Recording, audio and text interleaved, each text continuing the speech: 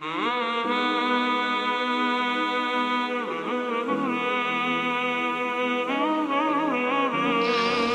یہ مسلمان اگر حضور پر نور صلی اللہ علیہ وسلم کے دین کے لیے اگر اکٹھے ہو جائیں،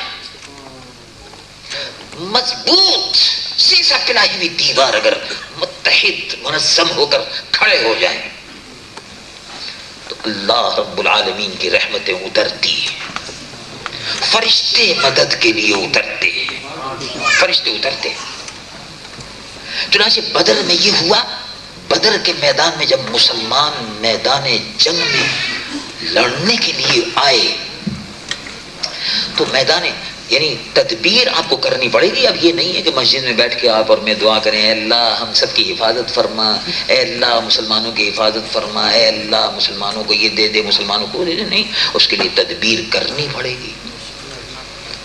یعنی اگر مقابلہ آپ کو کرنا ہوگا دنیا کی قوموں سے تو علم آپ کو حاصل کرنا ہوگا، علم حاصل کرنا ہوگا۔ اب دیکھو ہالینڈ کی تمام یونیورسٹیوں میں آپ چلے جائیے، لیڈن سب سے بڑی یونیورسٹی، یعنی سب سے بڑی اس اعتبار سے ہے کہ ساری دنیا میں مشہور ہے، لیڈن یونیورسٹی، لیڈن مشہور ہے۔ Head of the department physics اور کیمسٹری کا ہیڈ آف دی ڈپارٹمنٹ یہودی۔ ایمسٹرڈم کی یونیورسٹی میں 2-3 ہیڈ آف دی ڈپارٹمنٹ یہودی۔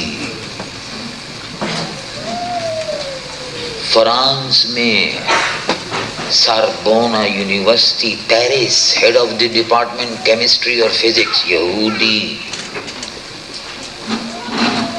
اور آپ کو حیرت ہوگی یہ سن کر کہ کینیڈا میں جو کینیڈا کا کیپٹل ہے مونٹریال میں میک گل یونیورسٹی ہے، اس یونیورسٹی کا نام ہے میک گل یونیورسٹی۔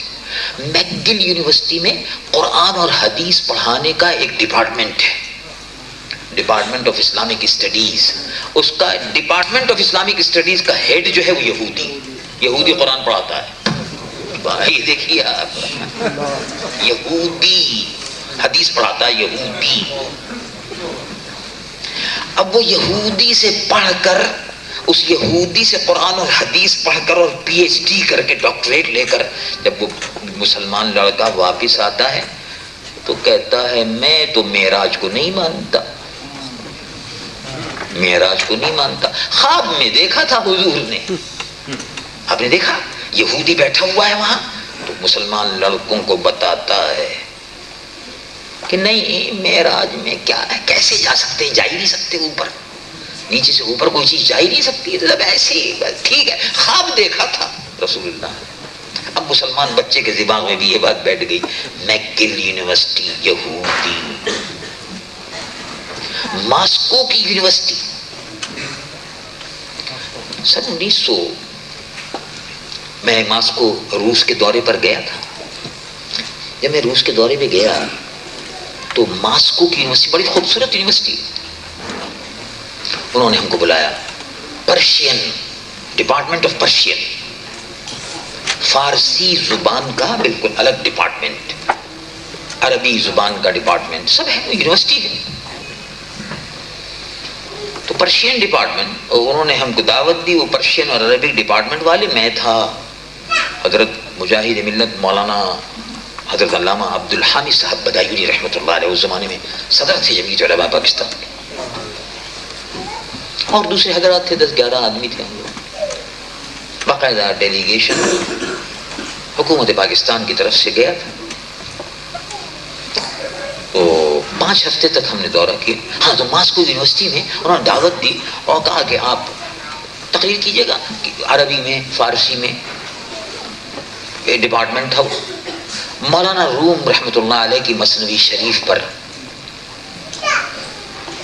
تو ایک آدمی نے بڑی خوبی کے ساتھ مولانا روم کی مثنوی شریف کی تعریف کی، علامہ اقبال اور سب۔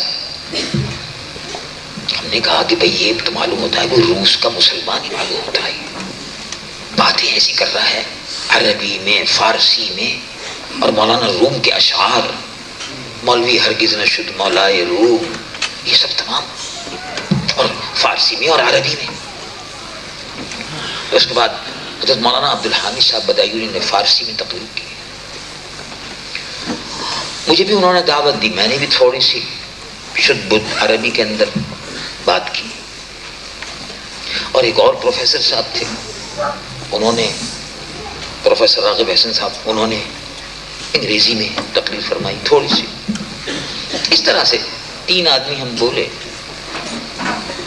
جب بات ختم ہو گئی، انہوں نے کہا آئیے چائے پیجیے، یہ پیجیے، تعارف شروع ہوا تو معلوم ہوا کہ وہ عربی اور فارسی زبان جو ماسکو یونیورسٹی میں پڑھائی جاتی ہے، اس کا ہیڈ آف دی ڈپارٹمنٹ یہودی، وہ جو بیٹھ کے وہاں عربی بول رہا تھا، عربی بات کر رہا تھا، یہودی۔ ارے کمال ہے۔ امریکہ میں ایک دفعہ کولمبیا یونیورسٹی نیو یارک میں ہے، نیو یارک میں کولمبیا یونیورسٹی کہلاتی ہے، نیو یارک میں، اس میں مجھے جانے کا اتفاق ہوا، وہاں سے ہم نکلے باہر، اس کے بعد جانے لگے تو دوسرے دن کچھ لڑکے اسٹوڈنٹس آ گئے، تو انہوں نے کہا کہ ہم فلاں فلاں مضمون پڑھتے ہیں، کیمسٹری، کچھ پاکستان کے لڑکے تھے، کچھ عرب کے لڑکے تھے۔ کون ہے بھائی آپ کا ہیڈ آف دی ڈپارٹمنٹ؟ یہودی۔ تو یہودی علم میں سب سے آگے،